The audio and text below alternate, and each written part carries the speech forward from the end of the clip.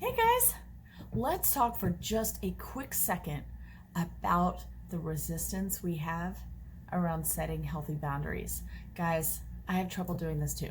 It's really scary for me to set boundaries with people, but it is so important in order to actually preserve relationships. We often think of boundaries as a wall to prevent people from hurting us. So it's a way to breach the relationship, to stop the relationship. But boundaries are what enable a relationship to happen. Right, guys?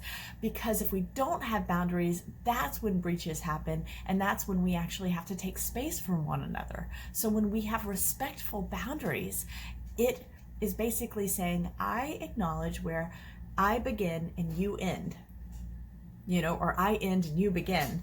And so as a result, we are able to show some compassion for that gray area, and we give each other a little bit of ebb and flow in that area to be different autonomous people and still share life together. So when we have resistance around setting boundaries with people, one of the big points of resistance that I hear is this idea of, I don't want to hurt their feelings. I don't want to hurt them. I don't want to say something that would get them upset and make them feel upset and feel badly about themselves or badly about me and our relationship. And I want to acknowledge two things that are happening there. This came up this week and I had to say it. Guys, we cannot respect someone and feel sorry for them at the same time. Okay? If you feel sorry for them and you feel like they are so vulnerable that they cannot handle the truth, you are now lacking respect for their capability to manage and navigate hard feelings and hard situations. This goes for children as well. Obviously, we want to do things, your guy. Obviously, we want to do things and say things that are age appropriate with children. And there's definitely tact involved in sharing our feelings with other people. But we have to start with the fact that in order to show them respect, we have to be honest. And if we feel sorry for them, and if we feel like they can't handle it, then we aren't showing them any respect as human beings, okay? So we can't feel sorry for them and respect them at the same time. So choosing to respect them means choosing to be honest with them. And in being honest with them, you are doing two things. We are taking care of ourselves and choosing to take responsibility for ourselves instead of holding them responsible for our feelings. Saying, you just need to anticipate my needs and know that this is a thing that makes me unhappy. And otherwise, if you can't read my mind and anticipate my needs, I have to reject you.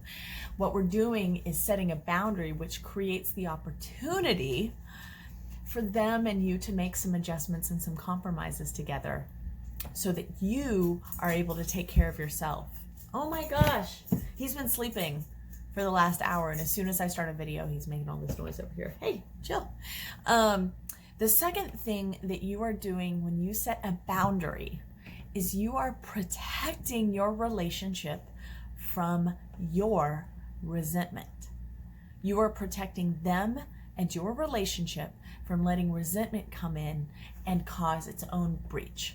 Because one thing that's worse than you saying no and rejecting that person is saying yes and hating them the whole time you're involved in some activity that you didn't want to participate in, or doing something for them that you feel obligated towards. That is a bigger breach to your attachment and your connection to one another than you saying no. This is important, guys. How many times have you given an obligatory yes? They weren't in the wrong for asking something of you. You were responsible for setting that boundary and saying, no, I don't feel good about this. This is self-sacrificing. I don't have time. I don't have the energy. I'm too tired. I don't like that kind of activity. It was your job to set that boundary in order to preserve your relationship so that you didn't have to feel resentful. So when you are feeling resentful, you are breaching the relationship. I know that's a hard one to swallow because Codependence Anonymous over here has definitely done that. I can't tell you how many times I've done things because I felt like this is what I have to do, instead of taking responsibility for the fact that it is my job to set boundaries around what I'm willing or not willing to do and not hold resentment later. And again, it takes practice. It takes a lot of practice. And what's underneath that fear around telling someone the truth that we have to acknowledge, that nobody ever wants to talk about, is that the truth is you're not afraid you're going to hurt their feelings because you don't want to hurt them. You're afraid, I've been afraid, that I'm going to hurt their feelings because if I hurt their feelings, then they might reject me in return, right? That if I were to tell them the truth, then they might reject me in return.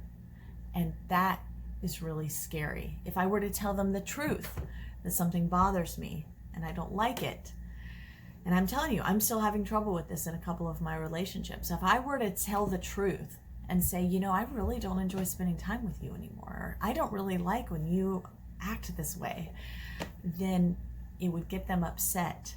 And what would be the fallout from that? And the fear is I wouldn't be able to handle that fallout. You wouldn't be able to handle that fallout. So I'm just gonna, oh my goodness, hello. Hello, say hi.